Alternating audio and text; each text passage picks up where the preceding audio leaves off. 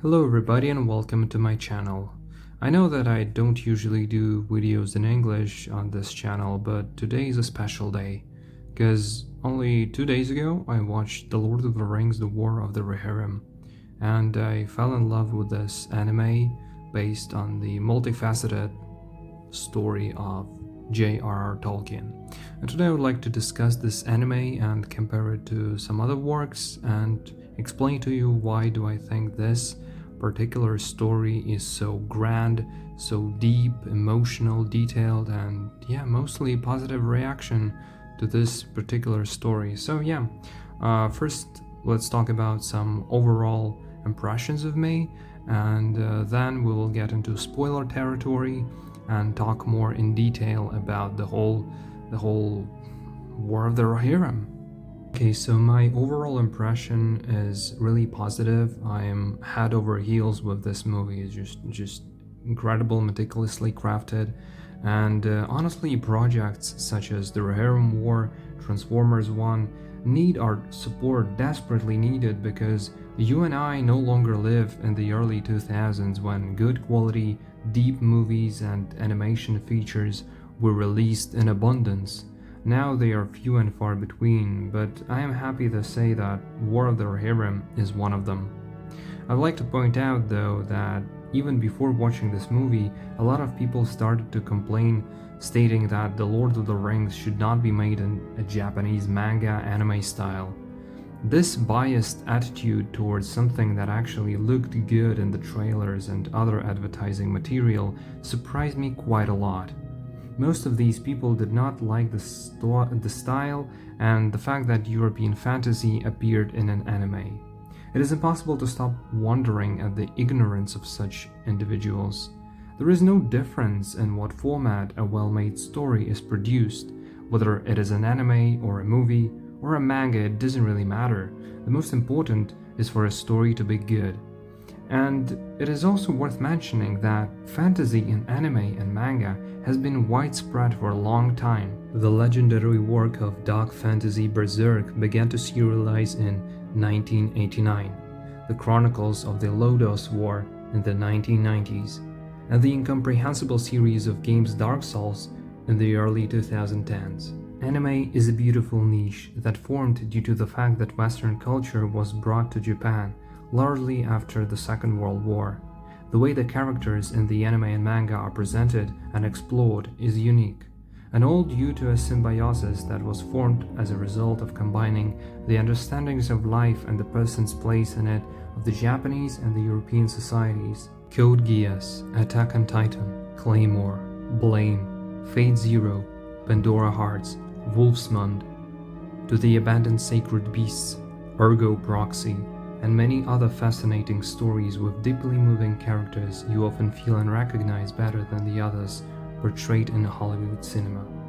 An explicit demonstration of feelings and emotions emanating from the characters is a consequence of the fact that the Japanese in real life, due to their strict social norms, are expected not to demonstrate their emotions, and so authors, natives of the land of the rising sun, make all their feelings burst out in creativity, meticulously crafting characters and stories. Of course, this cannot be said about everyone. Nowadays, the majority of modern anime is empty isekai, which are stories involving people transporting from a real world into a game one.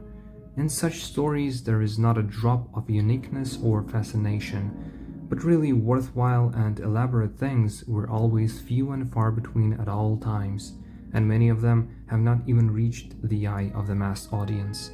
There is one thing I can agree with the people who dislike War of the Rohirrim just because it's an anime.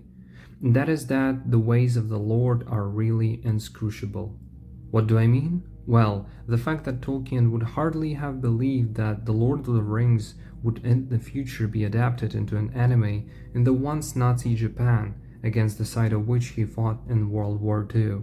It is unlikely that he would have believed that his work, the work of an English writer, in a worthy manner in the 21st century would only be adequately adapted in Japan, and Americans, immigrants from England, would only be able to defame their cultural heritage by producing such an unholy indecency such as the Rings of Power. On the true negative side of the War of the Rohirrim, however, I would like to point out that the anime seemed somewhat too long for the story it was telling. But perhaps this was due to the fact that I was watching it for the first time, and I was doing that after rereading the manga Blame, which has a lot of action, and so I expected that in the War of the Rohirrim anime there would be more of this kind of action as well, but alas. Now let's talk a bit about the story. The anime begins with an exposition about the main character by the name of Hera. Then it transitions to the leader of the Dunlins named Freka, who asks the hand of the king's daughter for marriage to his son. The king refuses, for the daughter had to marry the prince of Gondor, whom she never knew. Freka says that it is not wise for the lord of Rohan to choose a stranger from Gondor, not his fellow tribesmen. The king does not like what Freka is implying and orders him to fistfight in order to settle the dispute. The king, whose name is Helm Hammerhand, accidentally kills Freka. Freka's son, named Wolf, is furious. His father is killed, the girl whom he loved since childhood refused him. Now his consciousness has turned upside down. He became cruel and instead of love is about to give rise only to suffering to others who did not give him the love he was seeking and who took it away. Interestingly enough, Wolf changes drastically as a person, but Hera remains the same as she was at the very beginning of the anime. Despite of all the upheavals, she never lost her humanity, while Wolf fell headlong into the swamp of low deeds from which he never again emerged.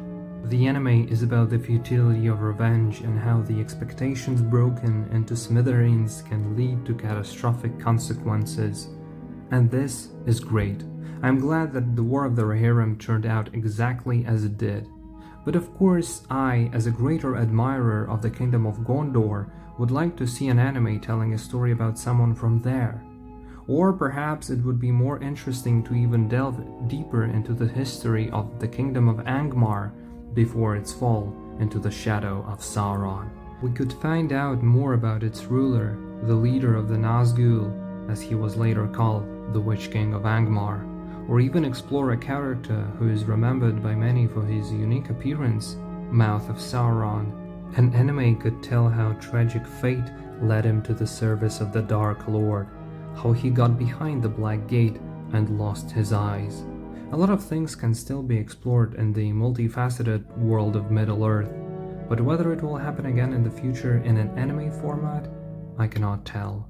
But if it does happen, I would really prefer that it happened with the same creators who understand their responsibility not only to the audience, but also to the author of this world. Now let's talk about the characters, the main characters of this anime. The first one is obviously Hera. She's smart and freedom-loving. She feels at home in the wilderness. At the same time, Hera is kind, sympathetic, and loving to her family. She's not capable of cold-blooded murder, unlike her former friend Wolf. Even after Wolf killed both of her brothers, she could not kill him, not in an act of self-defense.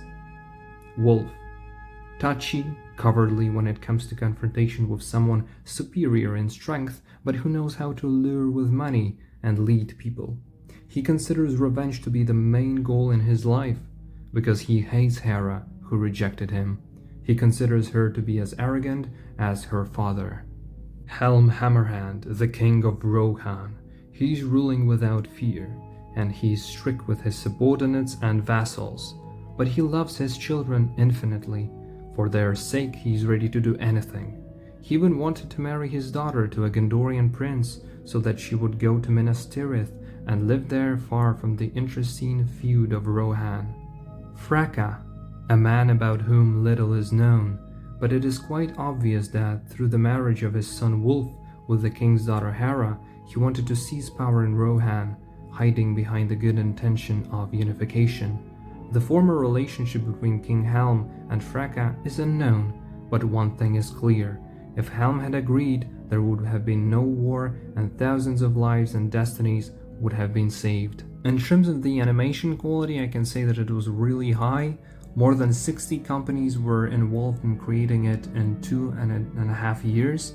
And even so, in some places there was a lack of smoothness that I noticed, and 3D backgrounds were also quite noticeable. My mother, who was watching it with me, said that the traditionally drawn characters stood out against the realistic background. But honestly, for me personally, it didn't really bother me, and even though I'm not a fan of 3D when it comes to anime and how it blends with 2D classical animation, but here in the War of the Rohirrim, I actually liked how it looked. The music score was also fantastic. It immediately carried me to the world of Middle-earth. In addition to the original compositions of the Two Towers, there were new, no less good and very memorable scores and songs. But many of you may ask, is the War of the Rohirrim something Tolkien actually described? Well, despite the fact that the life of King Helm and his children were not described in detail by Tolkien, they were mentioned in the appendices and he left some notes about them. The scriptwriters managed to convincingly show the heroes and reveal their characters. The designs were recreated based on the second film of the trilogy of The Lord of the Rings and pleased the eye. To enter the great court of the leaders of Rohan was an honor for me. In general, the appearance of the carved wooden buildings of the Kingdom of Rohan, just in this anime in particular, reminded me of Kievan Rus, and actually made me want to write some sort of a book set in the Slavic fantasy setting. But I am currently busy writing a prequel for my The Chest's Mystery trilogy, so I can't get distracted. But maybe in the future, stay tuned. Regarding the anime, it is also impossible not to note how Hera, at the end of the story, called the castle in which Rohirrim took refuge Helm's Deep, for it was there that her father died heroically, and it was in his helmet and armor that his nephew named Frialaf came to the rescue. The appearance of Saruman as the new owner of Isengard was also a pleasant addition, and Christopher Lee's speech recorded before his death like a balm for the soul. It is a pity that Saruman did not play an important role in the narrative. I would have liked to see him more. What pleased me the most about this anime, however, is the fact that the War of the Rohirrim lacked the nasty aspects of modern cinema, namely elements of the left-wing propaganda, which is based on the addition of racial and gender minorities, putting them on the pedestal and praising them for no merits, just because they were born a certain way or have certain sex tastes. It's impossible to describe with words how glad I am that The War of the Rohirrim is simply a good, deep, and tragic story, and it has not suffered from the influence of the political agenda of non-existent equality. Yeah, many of you may say, but Dominato, there were also some characters with dark skin color. Well, firstly, dark doesn't mean black, and secondly, these characters were residents of the South, called by Tolkien Haradrins. So everything is according to the canon. And as in the real Middle Ages, on which fantasy is based, the South was a key player in confrontations with European countries. Recall Ottoman Empire. On the contrary, the Moors lived in the far islands and in no way could appear in medieval Europe, for the times of the great geographical discoveries at that time had not yet come. They were only scarcely seen in the regions of modern Portugal. Therefore, when in knightly armor or elven attire black people dress up, not belonging to this culture, completely alien to it, it is nothing but ignorance. And I'm talking now not only about the terrible series Rings of Power from Amazon, which is absolutely not based on the original idea of Middle-earth, but also about other projects that have been corrupted by the stupid modern propaganda of the West. Of course, this topic can't be touched upon without mentioning Star Wars, but if I start to rant about how bad everything is with that franchise, all this video will not be enough to express my indignation regarding the moral fall of the once great Disney studio and the gloating of their superiors. I want to ask you both because this is, I would say, arguably the gayest Star Wars, I think, by a considerable margin. And are you excited about that? Are you not bracing the gayest yourself? Star Wars. Not the. It's pretty gay, let's be honest. Leslie, how do you feel? Am I gay? Yes. Well, no, I know you are gay, but I'm asking, are you excited about putting this, this is going to be a talking point. Is it going to be a talking point? I'm sure so. Because nerds are gay. Well, some nerds are very not gay and are very threatened by gay Well, that's stuff. true. But Yeah. in my world, nerds are gay. Okay. Was this the fun element of... No, I don't think so. And yet people have told me that it's the gayest Star Wars, and I'm frankly You're offended? into it. No. I think that Star Wars is so gay already. Okay. I mean, have you seen the fits? We'd be like, look how gay this is, and then send each other a reference photo. And are you telling me, with a straight face, that C-3PO is straight? They're a couple. That's what I think. But this is more outward. I think it's canon that R2-D2 is a lesbian. Oh, Ooh. interesting. Yeah. Huh. Ask Filoni. Okay. Ask for Can you one. imagine? Yeah, talk to Filoni. Hellish creatures rule the ball in Lucasfilm. But what I will talk more about in detail is about the American adaptation of the Japanese series of Castlevania games, namely the Rondo of Blood and the Symphony of the Night. These two games from the famous Gothic franchise were adapted by Netflix, and the events of the two games were collected in one narrative series called Castlevania Nocturne. Although I said that the events of the games were put together, it was an exaggeration, because in the Nocturne adaptation there is absolutely nothing left from the original idea of Japanese authors. The visual style got corrupted as the multifaceted plot. The product of the American streaming service turned out to be a defiled, semi-finished product with characters that are horrible in both their appearance and their inner world. Despite the fact that the series takes place in 1792 during the French Revolution, and the main characters, Richter Belmont and his adoptive sister Maria Renaud, are trying to stop the ascent of the new messiah, the vampire, the anime series looks like its creators wanted to show us an ordinary day on the outskirts of New York, but not France of the 18th century. Things are not only in discrepancies with the original plot of the game, but also in how the cradle of the revolution is demonstrated. Many characters, of course, do not reflect their original personalities as shown in the source material, and those of the general public who are walking through the streets of Paris do not reflect the contingent of people at that time. It is obvious that the contingent could not be vampire lesbians of Indian descent. But, sadly, this is the reality of modern cinematography, where moral values have fallen as low as possible. One cannot help but regret the original authors of similar stories spoiled by modernity. It is terrible when the ideas of the original authors are lost, and good stories manage to become twisted beyond recognition. It's hard to be an author, not only because it is not easy to get to earn a living from storytelling and writing, and it often does not even depend on how well you come up with stories and plots, but on what connections you have. And when the author becomes famous and transfers their writing rights to others, it becomes easy for others to spoil the original view and the universe. At first, it was very evident how George Lucas was dissatisfied with how Disney perverted his view of Star Wars and the Force. But he, nevertheless, had already stopped worrying about the situation, and I think he's not tormented by that, which cannot be changed anymore. The lesson we should all learn from his mistake is that you can believe nobody verbally. That which is said must be written on paper and signed. Disney lied to Lucas when they said they were going to use his drafts for the sequel trilogy, but since it wasn't documented, their words have no legal value, and therefore George Lucas can't do anything to bring Star Wars back to glory.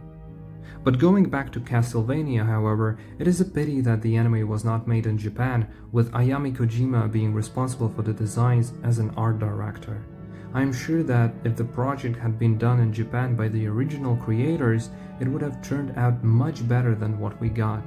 By the way, since we have touched on France, I cannot fail to mention the new Three Musketeers, in which, yes, you guessed it, only the name of the Musketeers remains true to the original. Why is it being created? Why do such stupid projects receive investments?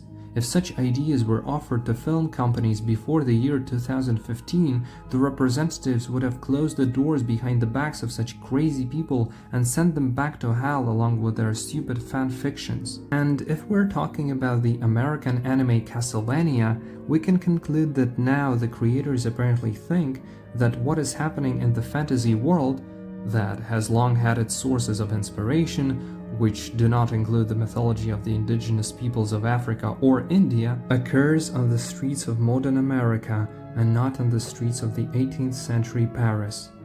Since they are so interested in the indigenous populations of Africa, India, and how their representatives can copulate with both partners being of the same sex, so let them make separate new films and TV shows about such things.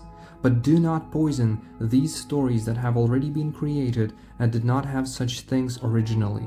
Stop treating the original sources with disrespect and destroying the institution of traditional family, praising unhealthy same-sex relationships which are not the norm and thus must not be spread through the media, the most powerful tool to influence the minds of people. It is also worth pointing out that such works as The Lord of the Rings are not watched by the majority of either Indian or Black people. Those who love the classical style of European fantasy are mostly white or Asian. Those who come from Africa, India, etc. have their own stories, their own mythologies and characters, and they are fundamentally different from what European fantasy is based on and is about.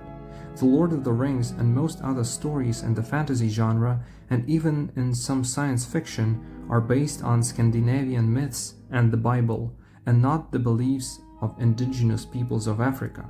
Distinguishing between genres and what they are based on is essential to present to the audience a believable world that doesn't look or feel comical.